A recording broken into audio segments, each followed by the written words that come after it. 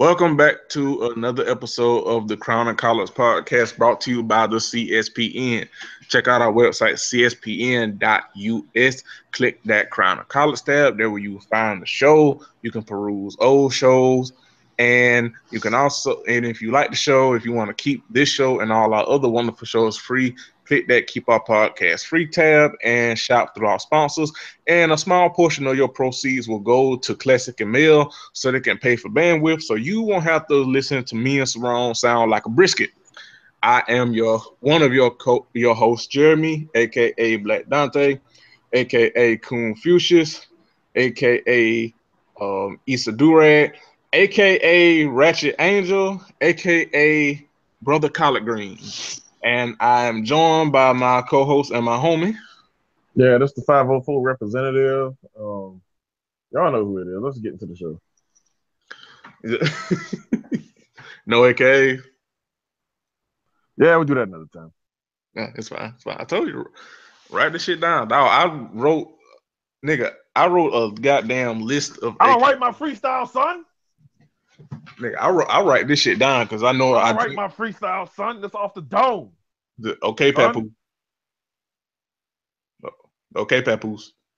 Nigga, do you see me sitting in the barbershop chair with my fitted hat on? No. Don't call me Papoose, motherfucker. Hashtag Dan said.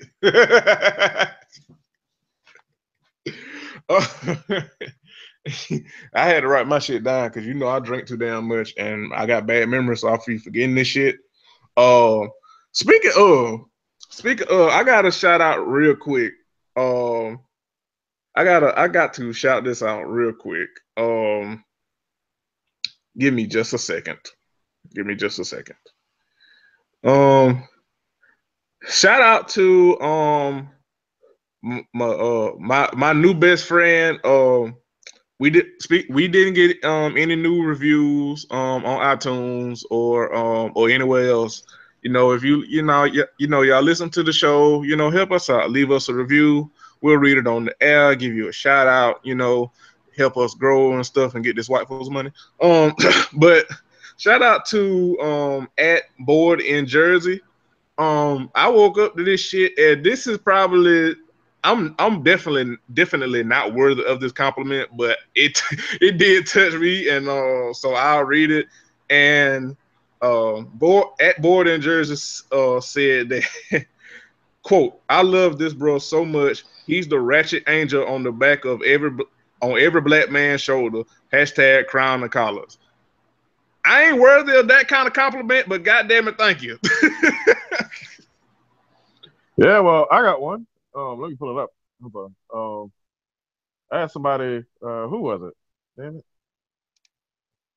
Now I gotta navigate to this shit. I'll be forgetting how to use the official app now. They change the official app every week, so I don't really be knowing no more. It really do. They change the official app each week, and it get worse and worse each time they change the shit. I don't know if it get worse. I just find it harder to navigate. Like it get more confusing. Yeah, there you go. It gets more confusing. Yeah. So Fab, Fresh, and Fly, hey, said when you're listening to Crown and College and Dan Crizzle is back, won't he do it? Shabo. I'm like, yeah, baby, I'm back. That's right. Yeah, baby. Yeah.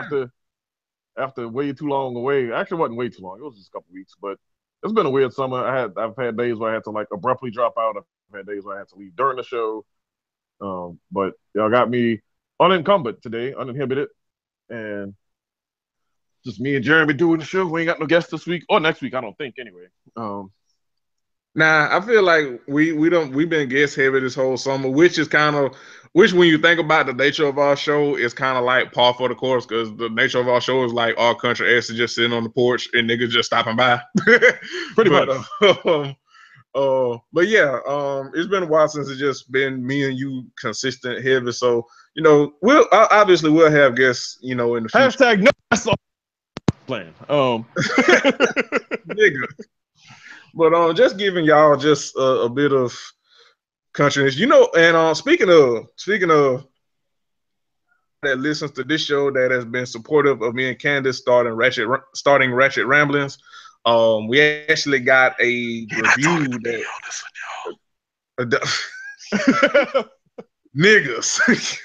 I'm Niggas just playing. I subscribe because we part of the Coast of the Podcast Network, and I think I got all the shows subscribed on my iTunes. So yeah, it takes a leave me village.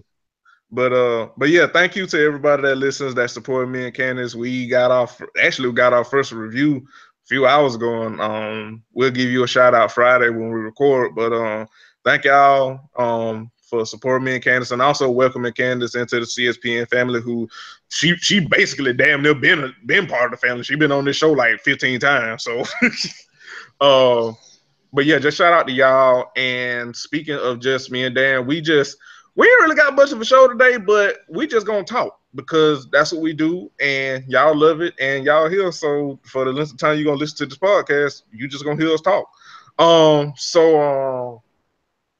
Bruh, we gonna okay. We got to get the important shit out the way though, for real, for real. So this week has been a lot.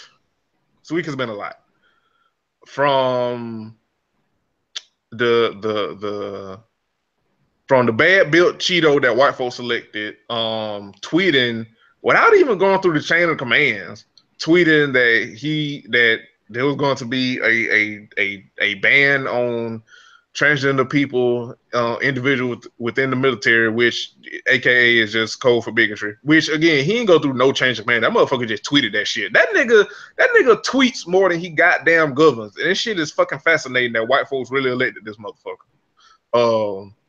But then we got from that to Bobby Valentino allegedly being outed by a transgender escort. Then you had Janet Mock going on the Breakfast Club to promote a book and with good intentions, and the Breakfast Club being musty and that shit. And then a couple of days after that, they have Lil Duval on there, and he basically He's a fucking asshole. Is a fucking asshole and ugly as shit, and incites violence on transgender trans women.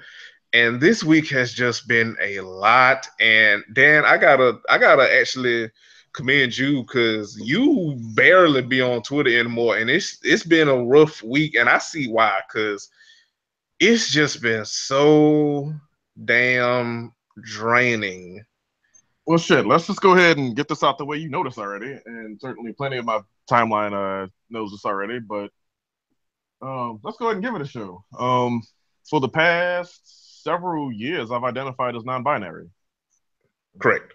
In the sense that, again, I have super masculine energy, super feminine energy, and I address both in my life, and that's the easiest way to put it. It is entirely possible to see me one way one day and see me another way another day. I'm the same person. I'm the same me. And, yes, you are the Dan that we know and love, and sometimes hate because of occasional hijinks, but it's fine. It's fine. Hey, man, it ain't my fault. Your team blew a 28-3 Super Bowl lead and still ain't fucking apologize as training camp is on the way up. It's not my fault.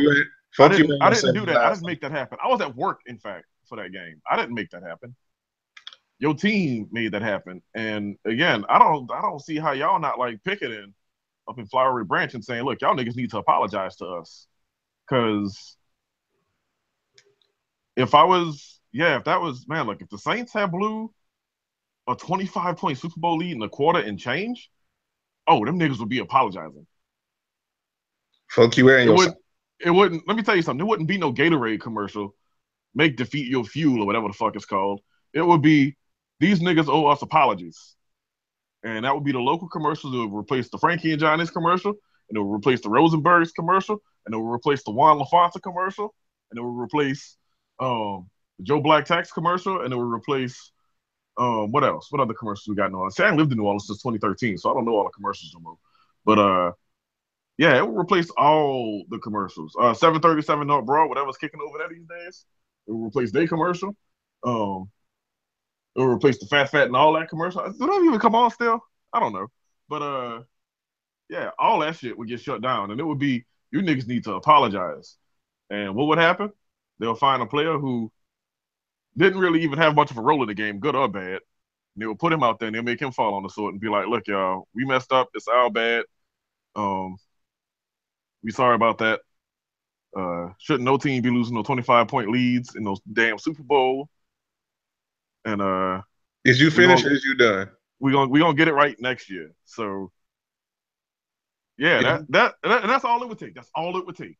They could do it one time. They could put an ad in the newspaper. You know, people don't read newspapers no more, but they could put an ad in the newspaper, and it would be done with. But the fact that ain't nobody, this nigga Matt Ryan monetized losing in the Super Bowl, dog. Is you finished or is you done? How are you not mad about that? Is you finished or is you done, nigga? Hey, we gonna talk about this. Matt Ryan blew a 25-point Super Bowl lead. Is you finished or is you done? He monetized it. He's making money off the fact that they lost the Super Bowl. We ain't talking about football today, nigga. How are you not mad about that though? Nigga, I'm dead on the inside. What more do you want from me?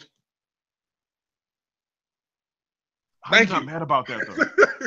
How y'all didn't have a Twitter like revolt, like an uprising?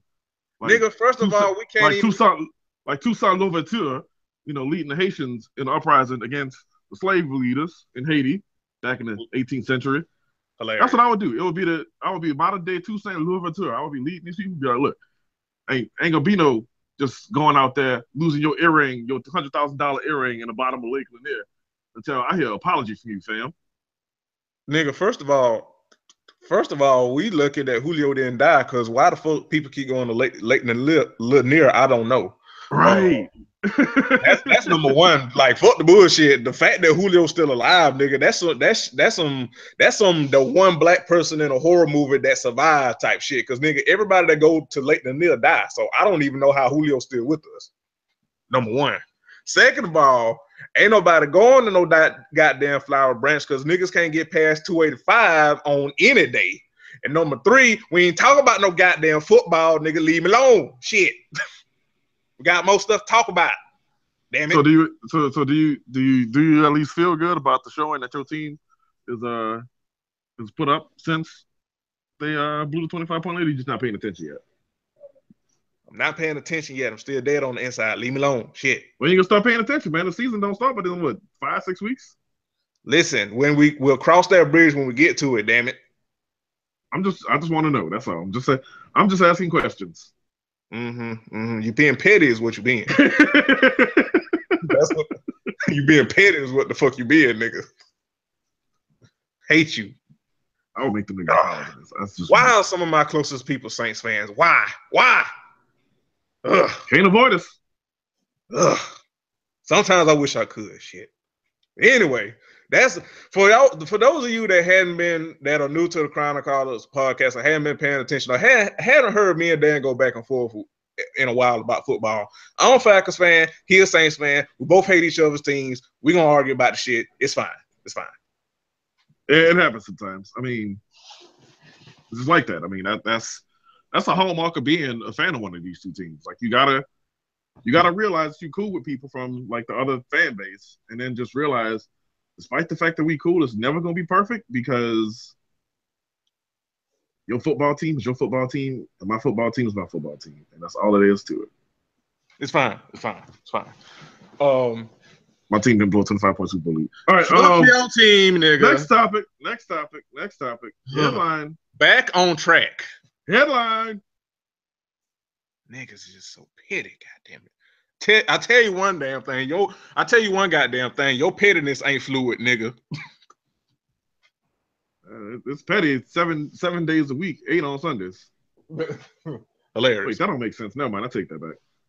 It's fine. Classic, edit that part out. What? Damn it! You made us lose our train of thought. You being damn petty. But yeah. So kind of bringing us back a little bit.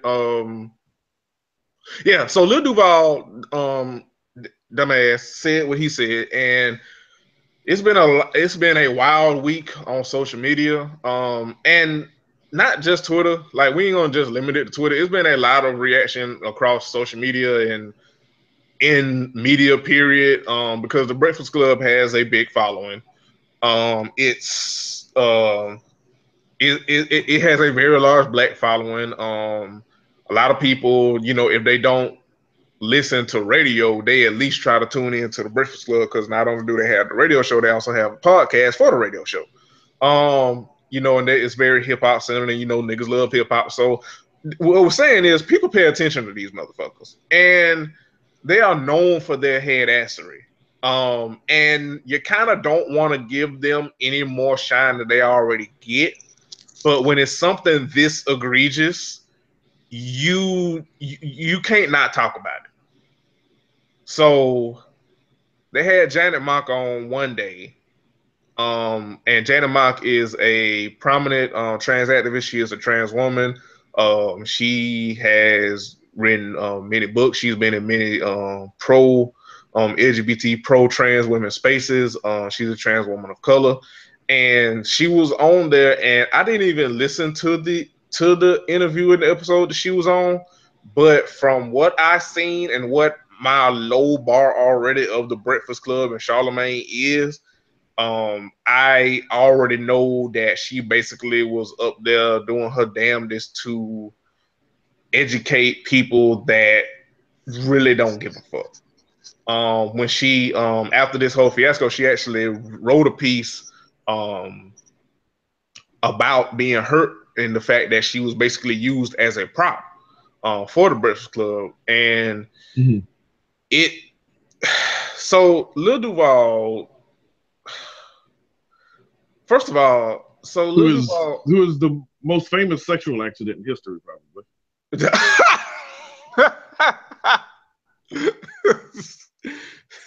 Dan coming back swinging, ladies and gentlemen.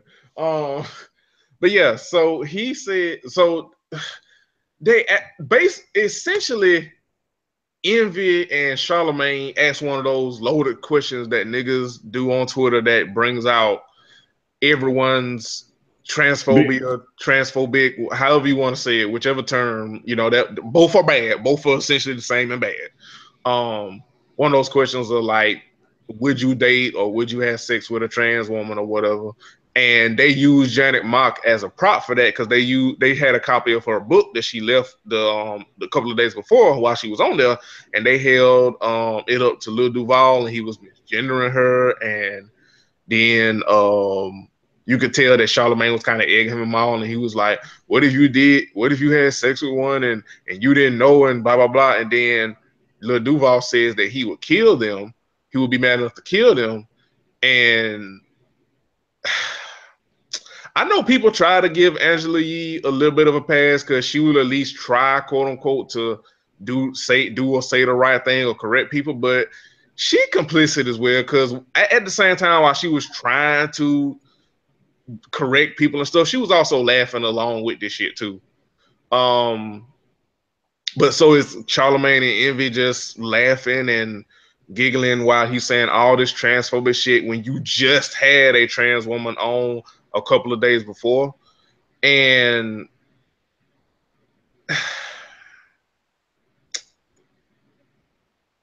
it sounds like at this point it's like we're beating the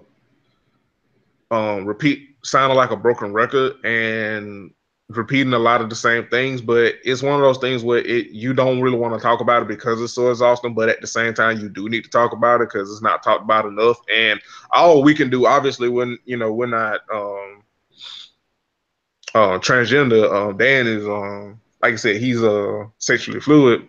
Me, I'm for most part, I identify as like cisgendered heterosexual, but it's only so much we can say.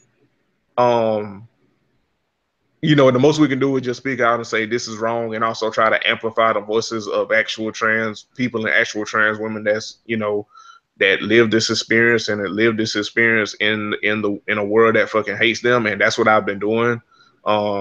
It's just because I've been retweeting a lot of friend of the show. She was actually on the episode during Pride Month with me, Raquel Willis. I've been retweeting a lot of Laverne Cox's stuff, a lot of Janet Mock stuff, just signal some trans people that I follow on Twitter, just signal boosting a lot of shit, because it's like you can't really avoid this shit, dog. Like you can, but it's like what I brought up, the Dr. King's letter to Birmingham when he was addressing those white clergymen, that white moderate. You know, you can not talk about it. You can be not a bigot, but you can agree that, you know, trans people, you love trans people and you love trans women, and, you know, I'm here for you, and you can say you're an ally, quote unquote. But if you also don't speak up and speak out about this shit, like you're that's of no use to anybody. You know, if you're not useful, you know, you're useless, as some people say. So it's like you can downplay it and act like it's not that big a deal because it's Lil Duval or Charlemagne, and you don't think that high of them. But it's not about whether they're relevant or not, or quote unquote. It's about the message that they're amplifying, a message that's already in society, a message that needs to change, because these are people that look like you, talk like you, laugh with you, enjoy the same things as you, just trying to live, trying to love like you, that's trying to live. And this literally is inciting violence against them. So you can't avoid it and downplay it and try to dismiss it, you know, just because it's Lil Duval, quote unquote, or it's just Charlemagne, quote unquote. Like, nah, like this kind of moderate, like, I mean, I don't agree, but do we really have to talk about it? I mean, it is just so and so. That kind of shit gets people killed. You know what I mean? Like, so you can't really, and it's not about trying to like perform or be like the most woke or quote unquote or this, that, and the third. It's just wrong is wrong, and this kind of wrong literally gets folks killed, and it's not right. You know, and I personally, I couldn't like live with myself if I knew this was wrong, but then stepped aside and said nothing, but also trying to claim to be a good person and that I love X, Y, and Z, but also not speaking out on stuff that affects X, Y, and Z, or at least speaking out and not trying to speak over or for, you know? Right. And for me, I mean, it's obviously a little bit of a different experience. You know, me saying this today, and like when I did this back in November, when I did it back in, you know, all the different times I've gone through these little this progression, it's always been, let me contextualize some of like the disappointment I feel, some of the anger I feel, or some of the, you know, just the reality of like what it's like being somebody who identifies as something outside of like the, what we're just gonna go ahead and call a norm. And so it is often rife with like frustration and, you know, sort of sitting on your hands and realizing, shit, you know, no matter what I say, this person's just not going to get it. Maybe I just need to move on. But then it's like, well, if I move on and they don't get it, then they're going to continue to be trash to people like me. And, you know, just today I had, you know, I was involved in a discussion with this, and somebody basically admitted, yeah, I would beat somebody up if, you know, it would get physically violent if, you know, I found myself in this situation. And I'm like, thanks for copping to it. Clearly you read nothing about any of this. And the fact that, you know, this marginalized group is in this danger and at this high risk means nothing to you. So please stay far the fuck away from me. Essentially.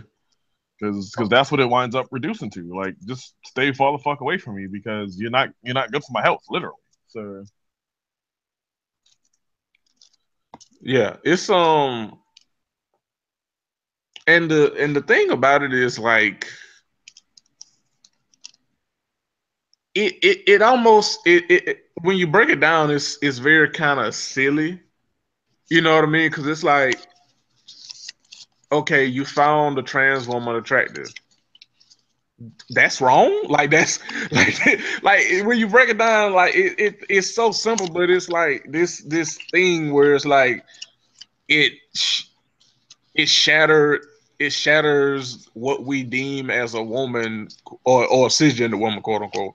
And like, God forbid, like you may be attracted to somebody that's not outside of the norm. And it's like, now, because even like Duval said, like when and again, fuck Charlemagne, but he was like, because Lil Duval's first response was like, if that happened, I'm gay now. No, nigga, like if you're it, and obviously, like, I can't speak to it and articulate as well as some people can, and obviously as well as trans women can. But like, if that's a trans woman, that's a woman. You just had sex with a woman. Like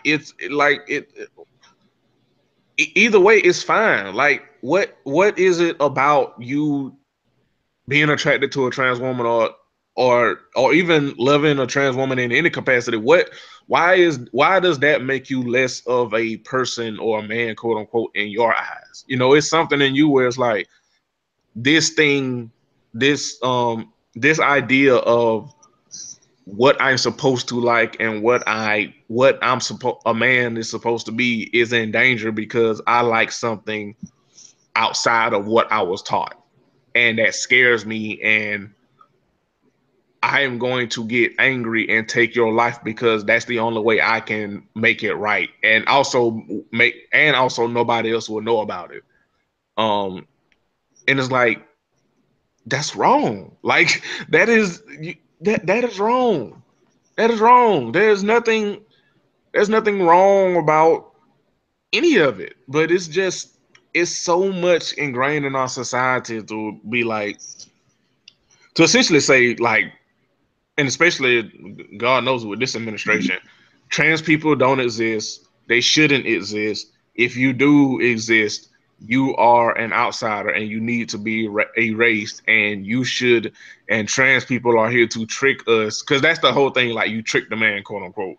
And and if you tricked us, you should cease to exist. Like that is very, very, very, very, very, very fucked up. Like there's no way around saying that shit. That is fucking wrong. You know what I mean? Like Yeah, and I that is, mean, so yeah, I mean, it's definitely wrong. And what it boils down to ultimately is body parts. You don't see like there's not this epidemic or this issue or this situation where cis women are you know seeing a guy and find out he's trans and like lashing out and attacking him or like making their lives hell or killing them or whatever. Like you don't see that going that direction. And yeah, the reason, the big part of the reason for that is toxic masculinity. yeah. It's seen as an Not to cut it affront off. to Oh, sorry. it's seen as an affront to the whole like idea that hey, like something like I can like 99% of something about somebody, but this 1%, like this one thing about them, the sexual organ, this the shape of their flesh, 4 inches below their belly button, is a turn off, and therefore I have to kill them. And people say all the time, they say stuff like, "Well, I feel like that's something that people should disclose first." And I'm like, so let's say for example, you take somebody to bed and they got bad breath. You're probably just not gonna kiss them that much. Or if you're about to do it and they say, "Oh, hold on, stop, I got an STD," you're probably gonna think twice about having sex with them. You might just not do it at all, or you meet somebody and their leg is in the air cast. You probably be gentle around the fact that they got this cast on. But if they, all of a sudden y'all naked about to do horizontal dances and you see they got the same equipment as you do, or they had the same equipment as you did or you do, and they got the other set now. Only, they say, hey, I'm trans or whatever, and that's the death sentence. Like that's the death sentence, not anything else, but the fact that this person, and that's dangerous and that's scary. That's scary as fuck. Like, Yeah, and then like from reading and listening to trans women talk about their experiences and talk about say that they should disclose, but it's also like nigga, the idea is that whether they disclose or not, it's a general vile perception and uh vile I don't want to say stigmatism. Fuck it. Let's just call it what it is. It's bigotry. Like it's already like we're not about to sit here and not in the year of our Lord 2017 where fucking 45 is elected as president. We not finna sit here and act like everybody is accepting. And I even kind of hate to use the word accepting because it shouldn't be something to accept or not accept. It's just people should be allowed to live and be people and be themselves without being marginalized. But obviously Obviously, we don't live in that world because people are stupid and humans go human. But like, we're not finna sit here and act like there isn't an already inherent bigoted perception of transgender people and specifically transgender women, because as opposed to trans men, at least from my understanding, trans women are more of a threat to something that you said earlier, again, toxic masculinity, and also what the idea of woman is. And I also was thinking about this at work because I was just, random think about it because we got, to get ready for the show.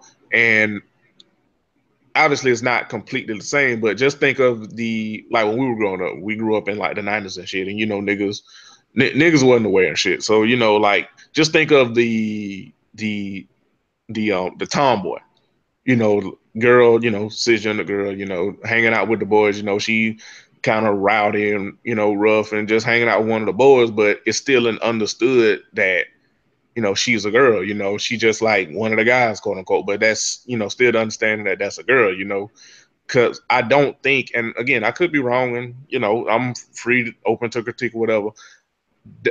Tom, one of the guys, gals, quote unquote, isn't such a threat to masculinity as opposed to just think of the guy, when we were growing up that you thought may or may not have been gay, but you didn't have the right words or whatever, and you couldn't really tell, and at that age you really didn't care, but he would hang, he was kind of, soft, quote unquote, or, hung with the girls or whatever. But that kid would get ostracized and picked on a lot more than, say, a tom girl, and I think that also goes back to even before you even get the transgender people, trans women, just, cis gay men, like even in 2017, like they are more of a threat to the century long patriarchal view of like what a man is and shouldn't, is and shouldn't be. So I think, and again, I could be wrong, and forgive me for, if anybody listening to this, forgive me for overstepping my boundary, but I think that's also why trans women are more in danger, because they're seen as a more threat to, you know, male dominance and patriarchy and white supremacy and all that shit. Yeah, and again, like it's one of those situations where we just, as people, it's got to do better by, that, this community. I should go on and say, Yeah. People don't deserve to be met with violence for daring to exist, and that's, that's the key right there. Like, so, again, despite any form of presentation, whatever I might take on, I'm not in there, guys. But they'll look and they'll stare and they'll figure out what's going on, and then they'll get angry, like visibly in the face. And it's like, I didn't even do you anything. And not only did I not do you anything, but I don't want to do you anything, and I don't want to do anything to or with you. So please just go on existing how you do. I'm gonna go on existing how I do. And if you need me, whatever. But it don't look like this situation where either of us is gonna need the other. So you just go on and live. But nope. They want to, again, there's a violence upon you for existing, and it's like, I don't deserve that. Like trans community doesn't deserve that. And that's where it always comes. And again, like, we talk about, obviously the transgender, people being killed. I think we're up to like 17 or 18 this year already. But yeah. Which you may think is not a high number, but when you consider the fact that even in death, well, first of all, a lot of, the police don't care about this shit either, and also even the ones they do catch, they often misgender they often misgender them even in death. So, and it's not, they don't officially count it as, a hate crime or a transgender death. They often misgender them. So it's a trans woman that gets killed, they count them as a man instead of a woman. So God only knows how many are being, you know, that number probably is way more than that. That's just, you know, that we know of and that the police haven't misgendered. And also for a community that is as marginalized as trans women are, that 17 is a lot. I mean, one is, as it is, one's too many. But again, correct. Again, to be at this point already, and I mean, these things have only been tracked recently. But again, I mean, yes, like I said, last year 27, I think the year before was 21 or something like that we had, violently killed. That's the end of a life, and these are the ones that we know about. And not only that, but we don't. There's no way to report was assaulted, survived, but now lives looking over her shoulder constantly out of fear that, her assaulter might come back and finish the job one day. There's no way to track that. And I mean, you can go you can be as banal as to go look on Jerry Springer and see how folks react, pretty much every single time. They want to throw chairs and throw hands. I know a lot of that stuff is simulated to be like reactionary and stuff, but I also got to realize that's how people act like in the world too. They find that out and they want to get violent. And again, they might not have a gun or a knife or something like that to finish the job, but they'll beat the hell out of somebody and then send them on their way, and then just constantly be on the lookout for them, or know where they live, so constantly be riding around their house, or know where they hang out, so constantly be riding around where they hang out. And yeah, some of them might, never have the sort of moral compass, destroyed so much that they'll just never finish the job, but some will. But like I said, we don't have a way to track, for everyone that's killed, 100 of them are being stalked or made uncomfortable or being harassed or, contacted at their job or, whatever it might be. So, don't be so reductive as to say, oh, well, only 27, or only 21, or only however many were killed. That's not the end all be all. That's not the end all be all. The fact is, life is made uncomfortable for these folks.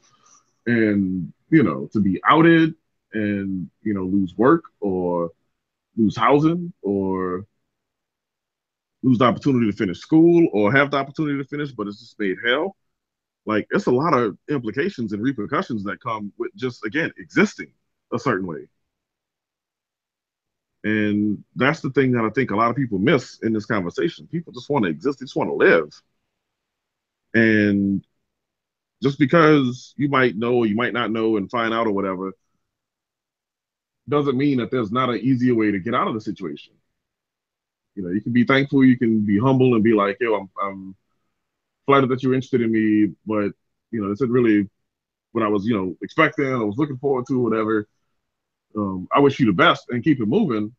But, people ain't doing that. They're choosing the most damaging, the most psychologically damaging, the most physically damaging in many cases options of all. And yeah, trans people should be on edge for that. Right.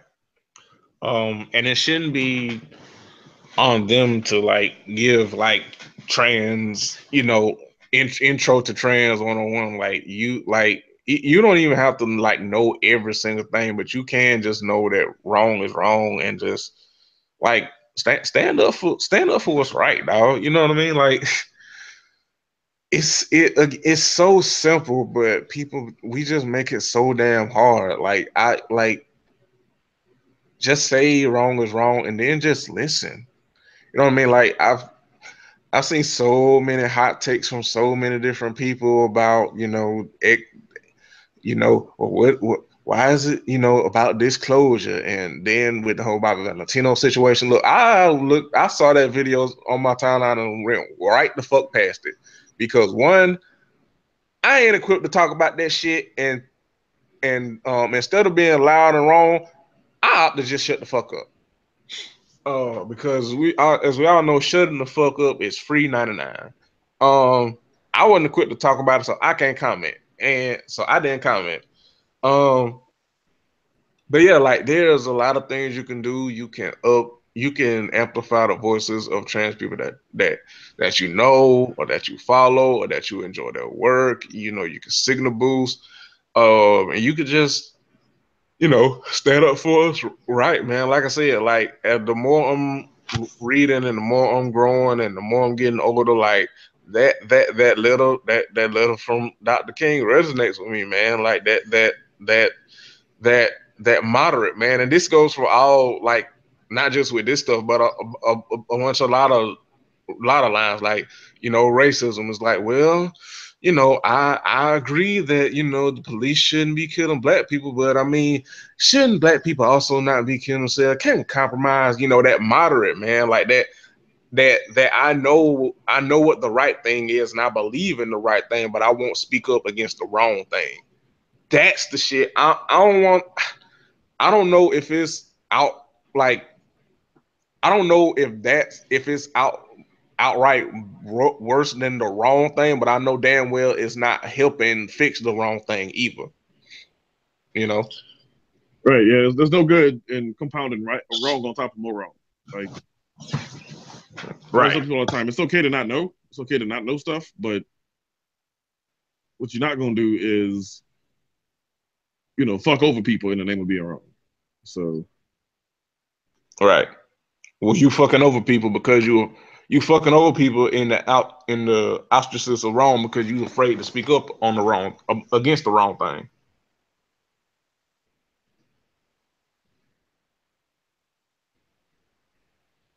But but hey, I will say this. I've seen a lot of people um starting, hashtags, trying to boycott the Breakfast Club, and look, all I say is more power to you. I mean, I can't, and this is no shade, but for me, I can't boycott something I wasn't supporting anyway. right, but you can tell people. Yeah, yeah. Um, like I said, if you boycotting, if you want a signal boost, it's a hashtag going on, hashtag, boycott Breakfast Club. If you want to, target their sponsors, which I think is what people are really trying to get at, is targeting their sponsors. I know there were two. Charlemagne was at a Politicon, and two trans women interrupted him and protested, and was there right in his face, and he looked shook as fuck. Um, uh, which serves his ass good with his goddamn bleaching skin faced ass. Um, but yeah, man, there are ways you can support folks and uplift folks and amplify voices and join the cause and stuff. And every little bit helps. And like I said, and another thing that happened is a lot of people got to fighting. Some, people that it's always fun. It's always odd when people that you like start fighting with other people that you like, and we ain't gonna get into that on this podcast. But I disclose my app now. uh, I would say that everybody that wants to do the right thing, helping out is, and we just like to say, that kind of shit can't stand out. Like, you can't dismiss it because of who said it, and it literally gets folks killed, and you can't just skirt by that shit because it's not the fun thing to talk about, or it's not everything ain't all jokes, and you can't dismiss something that bad just because of who said it. You gotta address it. So on to something similar, a little more lighter. So Shannon Sharp read Ray Lewis as for filth.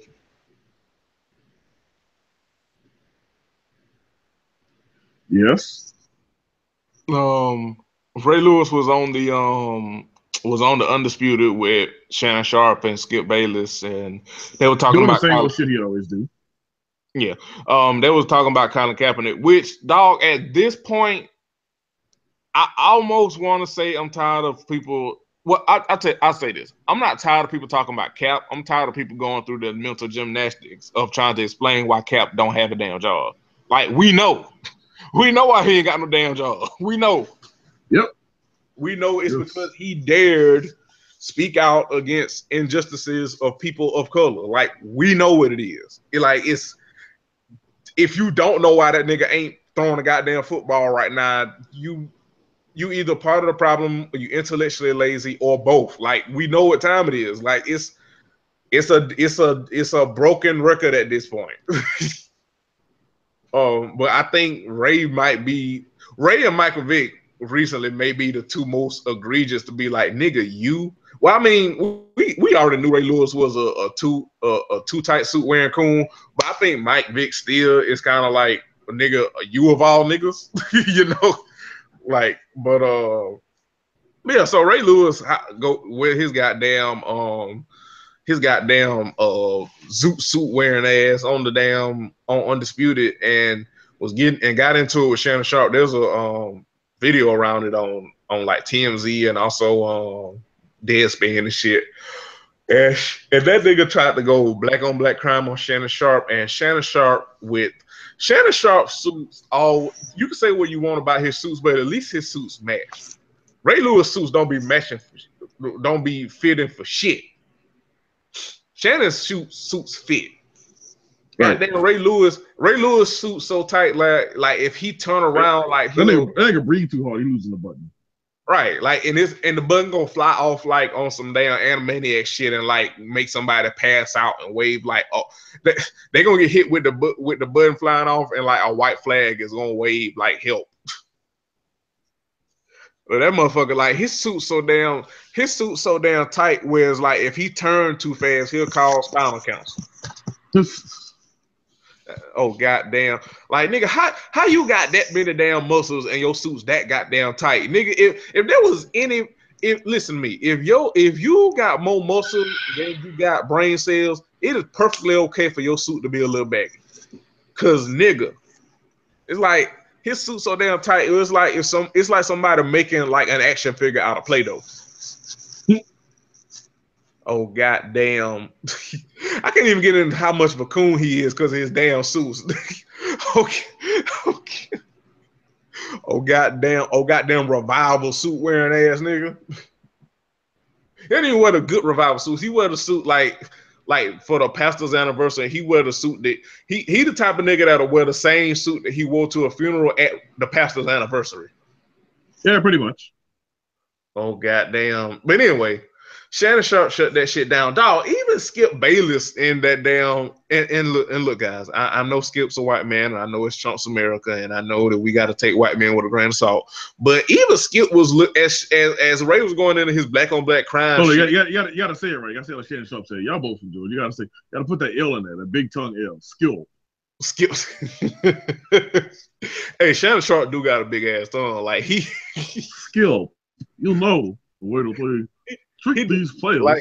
Like nigga, imagine speaking of people with big tongues, imagine if like Shannon Sharpe and Fantasia had a conversation. Too far? Okay, cool. But yeah, even Skill, I can't even say it like that, nigga. Yes, you can. Even Tapatio in the Columbus, nigga. I know he's from Savannah. That's not beside the state, but Tapatio in the Columbus. Hilarious. But even Skip was like looking at Ray like, what the heck? Like, you know, in that middle manager white man voice, he was looking at Ray like, what? Like, he was looking like, what does that have to do with? And then afterwards, Shannon had got fed up and Skip had got fed up, and they was like, fuck it, let's just stick to football. And Skip asked them plainly, is Colin Kaepernick the best player available for the Ravens to pick up? And Ray was like, yes. And Skip just threw his hands like, well, then what are we talking about here, Ray? And like, this nigga was such a fucking cool dog. Like, just why, Ray? Why are you here? And then afterwards, he went on TMZ and recorded a little video basically telling Colin that he loved him, but he need to get back on the field and to keep his social activism work quiet. Excuse you, nigga? What? Huh? How you gonna tell the man you support him, but also want him to keep his work quiet? Nigga, what? What? Ray, what? Yeah, Ray be on some other shit, man. Like, and I don't even want to say that he be like meaning well, because this is just a hard topic to miss on. I feel like. So no, you don't feel. I don't feel he means well. I feel like the nigga is misguided as fuck. Don't understand shit. Don't want to learn how to understand shit, and winds up in a position where his power and influence is used to justify other people treating people like shit. So no, I'm not giving him no props for just being present at the table and talking. I think Charles is right from the Gridiron Gal said this on the timeline the other day. She said, this wasn't a debate. This wasn't a conversation. This was like a master session, and Shannon Sharpe was the professor. It really was. It really was. It was like Shannon was talking to. It's like Shannon was talking to like somebody in special needs. Like it really wasn't. It really wasn't no damn conversation. It was just like, and dog, Ray didn't even. He didn't address not a goddamn thing that Shannon said. Like he danced around that question like Floyd Mayweather danced around folks in the ring. By the way, fuck Floyd Mayweather. But goddamn it, that's how Ray was dancing around that shit. He didn't answer not a goddamn thing Shannon was talking about.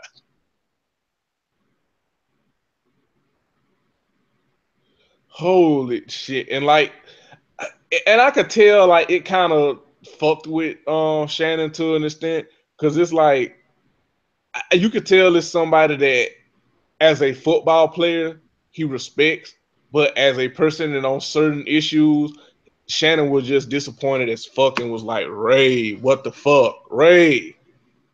Because I know that can't be the first time Shannon heard Ray go full coon, but I bet it was the first time that Shannon heard Ray go full coon to his face in that capacity. So makes you want to ask, what's going on with you, Ray, man? Why are you talking like this, Ray? What is going on, man? You got away with murder, Ray. You should know better, man. What's really going on? Don't be talking about the issue like this, man. Colin is a good man. Colin should be playing, man. He should be out there, man. We know what time it is. Ray, why you acting? Why you doing this, Ray? What's going on, man? Why you want to go and do that, Ray, man? What's going on with the NFL, man? What's going on? That's in the shit like Marvin. What's going on? All right, well, that's enough Crown College for 1 week. I was trying to pull a rope just then. I know, right? Shout out bad about show, but yeah, man. Like we don't do our awards as much as we used to, but you know, Ray Lewis is a lifetime Tyrese Memorial nigga. What the fuck was you thinking award recipient on this show? Because nigga, what the fuck? And it's like, it's also that thing like I said, that moderate where it's like Ray acknowledges where Colin should be playing, but what about black on black crime? And it's like, boy. Like you right there. Like what Colin should be playing. Okay, what the fuck else you need to talk about then that Colin should be playing? Yes, all these factors of yes, his national anthem protest. Yes, his social activism. Yes, him being outspoken and pro-black. Although we like, and I'm dead ass when I say this, we need to wrap Colin in our arms and let him know, hey dog, you need to unfollow Tariq Nasheed. That is like, I get it. You don't be on Twitter like that. I kind of can give you a pass on that, but you need to unfollow him right the fuck now, because he is literally what you are fighting against in blackface. So yeah, somebody just need to tap Colin on the shoulder and be like, hey bro, that nigga ain't cool. So, cause that's something that can't be overlooked. Like I know people might say like that's small, but like with a nigga like Tariq in the head ass, nah, that's big, bro. Somebody just gotta tap Colin like a praying grandma. Mama be like, no, baby. Like, bless your heart, baby. Bless your heart. Bless your heart. Right. Somebody gotta be like, bless your heart, baby. but don't look. Somebody got like you know how you were growing up and Big Mama would tell you, don't you go over that boy house no more. Somebody got to tell Colin on the show and be like, don't you follow that boy no more. But yeah, so all these factors make a reason as to why Colin isn't playing in the NFL. Ray Lewis, what the fuck are you talking? Oh, God, he is such a yeah. And again, with all these niggas, Ray Lewis, Charlemagne, Duval, them by themselves, they are yes, in the grand scheme of things, in the long ball of things, they are insignificant on their own. But people look up, whether we want to admit it or not, people actually take what these niggas say seriously. People take credence in what they say. They are visible. They have a voice. People, whether you want to admit it or not, fair or unfair, right or wrong, good or bad, mostly bad and wrong, people do look for and pay attention to what they say. So with niggas saying this kind of shit, when it's either Lil Duval with the outright transphobia, Charlemagne the God trying to play both sides, where it's like, oh, I ain't that bad. I told him it was a hate crime. Yeah, nigga, but you also cackled and laughed when he said he would kill a trans woman, and you also used a trans activist, which you just had on the show a couple of days ago as a fucking prop to let transphobia cook. And with Ray Lewis with this black on black crime shit, these niggas are visible. They have a voice. People listen to these things. They don't tell people how to feel, but they also they reaffirm feelings and beliefs and ideas that people already had, and it emboldens violence to people even more marginalized. You know what I mean? Like, we talk about how hate crimes has gone up since 45. Well, that nigga on the Breakfast Club literally just talked about hate crime, and these feelings are already there. So what else what you think gonna happen to more people that already have a negative view on trans women and want to do them harm, and if they get tricked, quote unquote? And with Ray Lewis, it's already people that think that, well, you can use black on black crime as like a big joker against white supremacy and racism and stuff, not realizing that, quote unquote, black on black crime is a result of the situations that racism and white supremacy put black folks in, Right. which Shannon Sharpe also broke down to Ray, and Ray, when Shannon Sharpe told Ray that Ray Lewis looked like somebody that just shitted on himself, he didn't know what to damn do. He was like a deer in headlights. He didn't know what to goddamn do. So he kept stumbling over the shit he was trying to say, but Shannon was just keep on. He just stayed on it. Mm-hmm.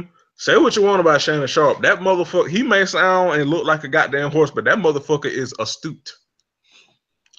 I don't know where we are on time. I didn't set my timer, but we got one more thing to talk about, and then we're gonna get out of here because Dan got to work. Work on his day off. He got caught in. Ain't that about a bitch? Speaking of nigga, we hired like 3 new people at my job, and I'm today. Like these motherfuckers been there at least a week, and I'm just now realizing, oh shit, we got new people. That should tell you how much of a fuck I give about my job and how much I be paying attention. That's a damn shame. I got 2-3 whole new ass faces that been there a week, and I'm just now realizing. I'm like, I walked in the damn break room today. I was like, who are you? And I was like, oh, I'm so and so. I started last week. I see you all the time. I'm like, oh, excuse me then. My bad. I didn't know. But as y'all know, it is literally the first of the month. Oh, one more thing. Speaking of boycotts, so we all know that R. Kelly is a nasty motherfucker, and we all know it's fuck R. Kelly. But a bunch of some of R. Kelly's tour dates, because he's going on tour, this summer. When the sex cult scandal broke out, at least I'm reading an article now. At least 4 of his 10 upcoming dates have been canceled. So, I mean, I don't know if it's a result of a boycott or it's, just him and his PR team just taking initiative to try to, cover up him being a fucking monster and a psychopath. But you know, hey, that's less money in his pocket, and I know it's minuscule, but it's some kind of it's something. You know, less money in that nigga's pockets, the less powerful he can be, and hopefully something can be done on top of this. But you know, some of his some of his tours are being canceled, and hey, oh well, shouldn't be a monster ass nigga. Fuck that nigga. Yeah, that's all I got to say about it. But yeah, so it's the first of the month, so we have to do our Crown and Collars, Bring It Back. For those of you new, Bring It Back is where we reflect on an album that's at least 10 years or older, and in the month that it was released. And here we are reviewing Mary J. Blige's 5th studio album, No More Drama. It was released August 2000 and August 28th, 2001.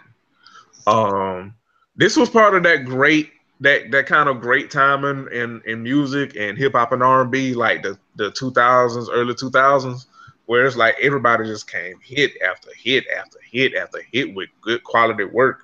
And Mary J was no exception. This is where the birth of the famous dancery was started. That's right. Y'all better recognize, know your history, get familiar. Get familiar with Auntie Mary and these bops. This is where you got the dancery joke. It was this album. It was here. Are you not entertained? Mary was giving y'all heat. Okay, I'm done. Sorry. But yeah, this was not my favorite Mary album, but definitely a good one in my opinion. It had a lot of bops. It had a lot of jams of Mary. This was kind of Mary's like breakaway. Her Lemonade at the time, if you will. Just coming out, just getting out of very, very toxic relationships, a very toxic and hectic life, you know, with her, you know, abusive relationships, you know, her battling alcohol and drug addiction. You know, it was a very much a I'm fed up and leaving all that behind album. Like I said, it was kind of her Lemonade at the time. And it also was kind of like the intro to a lot of like hit rappers and also R&B artists, you know, collabing and shit. Cause like she had some guests on this album. You know, Eve was a guest, you know, on some of these songs.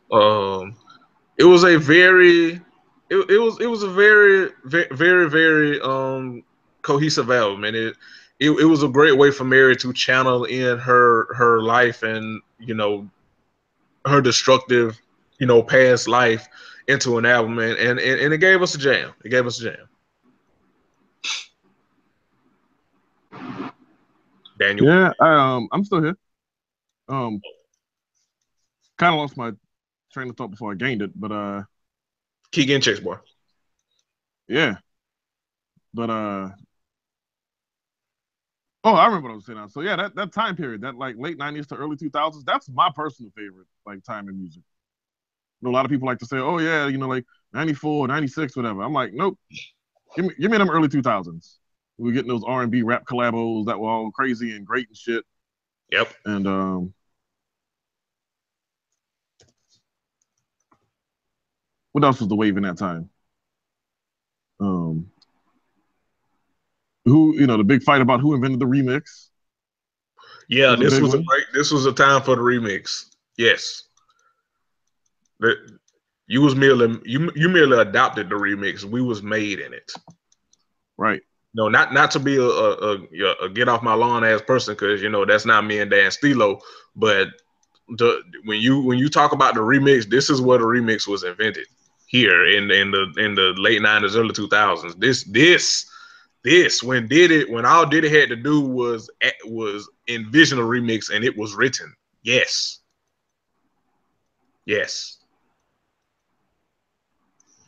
Yeah. So yeah, no, Mary ate off this particular genre of mixing and remixing and things. She was on a lot of stuff. She featured on a lot of things.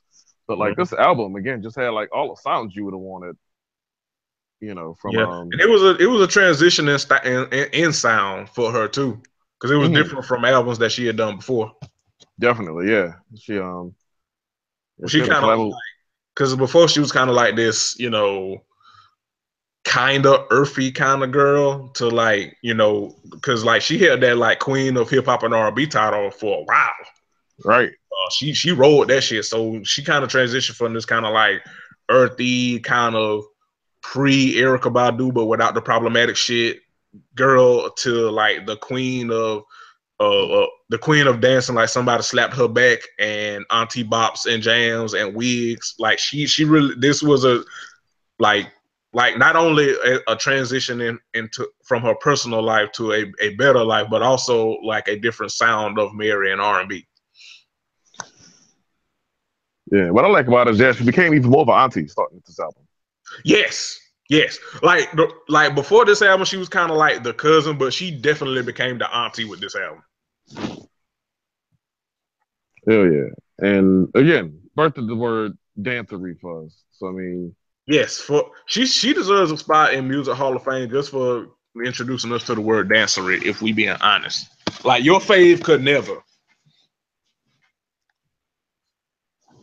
Your fave could never give us a whole ass new word that ain't even in the goddamn dictionary.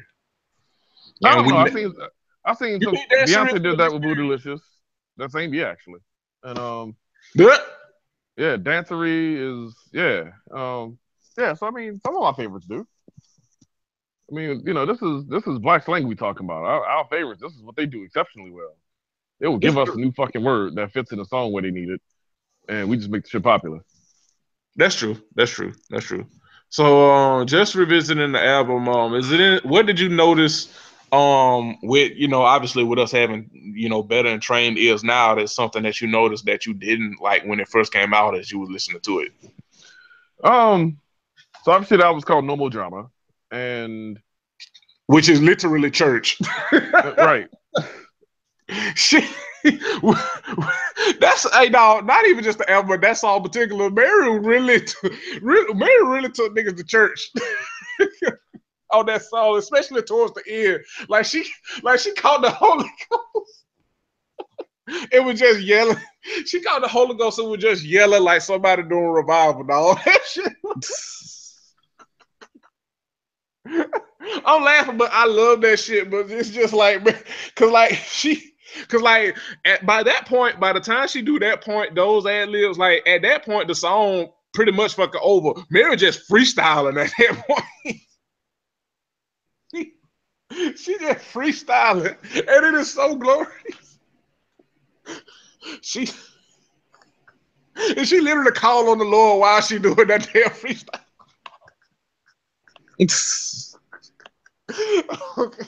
Okay, I'm done. I ain't mean to interrupt you trying to talk. I'm sorry, but it's cool. It was right. But I don't know. I think one of the things that I think I realize now is, and I mean, like the election kind of taught me this, and like Adele's albums, whatever. Like you learn this in a lot of ways, but a lot of good music comes out of heartbreak. Yeah. And obviously I wasn't thinking about it that way, like when this was like new and fresh, but in getting to revisit it, man, like even the deeper cuts on this album were just like, it's good music, period.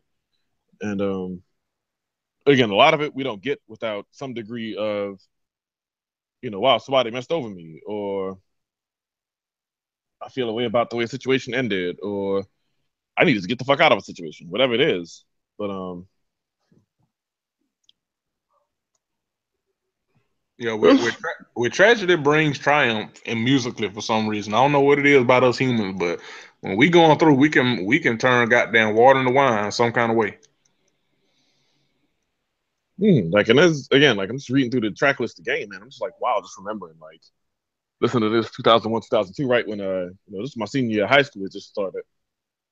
Yeah, I'm old, nigga. Shut up. But it's fine. Yeah, my senior year of high school it just started, and this like somebody let this whole album run in the cookout I was at. just remember feeling like, okay, like, I thought they was kind of changing like albums and shit, but no, they let this whole album play. I just remember being at the end of it like, damn, that was kind of tight. But now it's like, why was it tight? Like I, get to kind of listen to it and sit with it. Then I was 17, now I'm 33, and it's like, oh, I get it now. Right. It resonates. Yeah, when you have that moment a few times over, it starts to, it all starts to make sense. Yep. And also, we probably, as you're older and you experience things that she's talked about, you be like, oh, I get it. Like, I see why you called to the Lord, Mary. I get it. I get it. So what are your favorite tracks on it? As we always do, top three, in no particular order. Yeah, so no particular order. So my favorite single was the title track, No More Drama. Yes. Agreed. I'm gonna go. It ain't my turn, but I'm gonna go ahead and agree. Yes. All right. Yeah. Family Affair don't get me wrong, it's a cool song, but it's kind of like a duh answer. You don't want to be like, it's kind of like not even that. But my warm take about that is, it's just not a song that really moves me too much. Like, I get into it. It's got a cool little vibe or whatever. You can step to it and all, but like, I don't know, man. It's just not a song that just stays with me like the way No More Drama does. And I know No More Drama has the what is it, Young and Restless sample. Yep. But I also think, I think she was the first to do that, to sample like an intro from like a damn TV show and turn it into a bop. I could be wrong on that, but I think she was the first person to do that. Yeah, I can't think of nobody who else did that.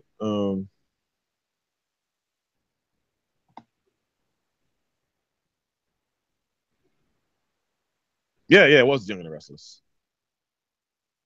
But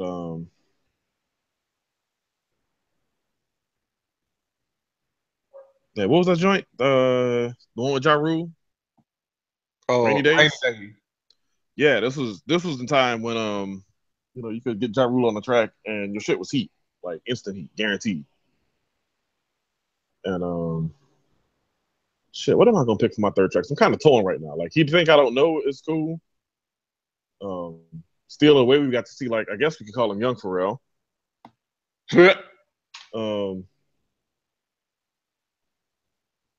Both cool little tracks. Never Been was tight. Shit, I don't know. I can't pick between those three. I really can't pick between those three. What you got? For me, I would have to say like I said, my first is No More Drama easily. I want to, because that song, like I said, Mary. Listen, that is one song where an artist floated, and I'm talking about Mary put her foot in that goddamn single, in that damn song in particular. So No More Drama one. PMS is a good one. And obviously, yeah, and obviously I can't, Dark Horse. Okay. Yeah, and obviously I can't, relate, being a man, but like just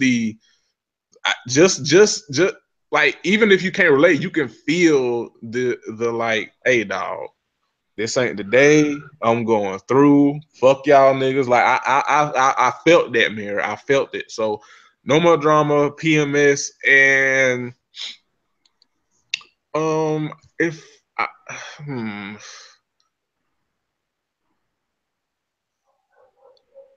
my third will probably be Steal Away.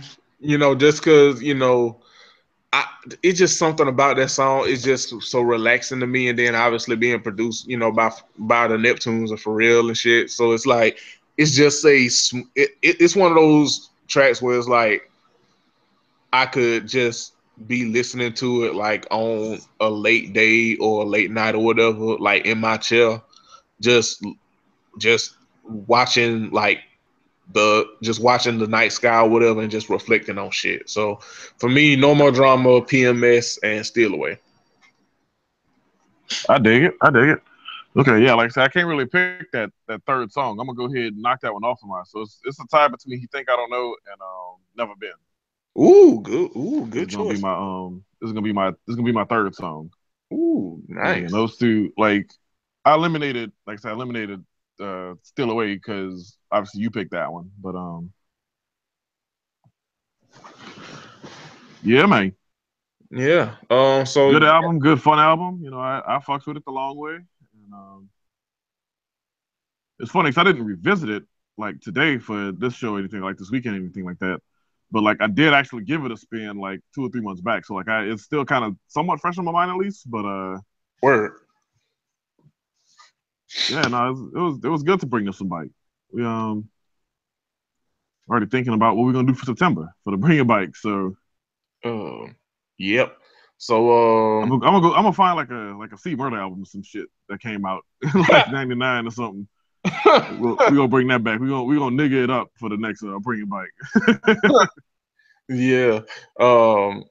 And yeah, we're gonna nigga it up. Speaking of next month, um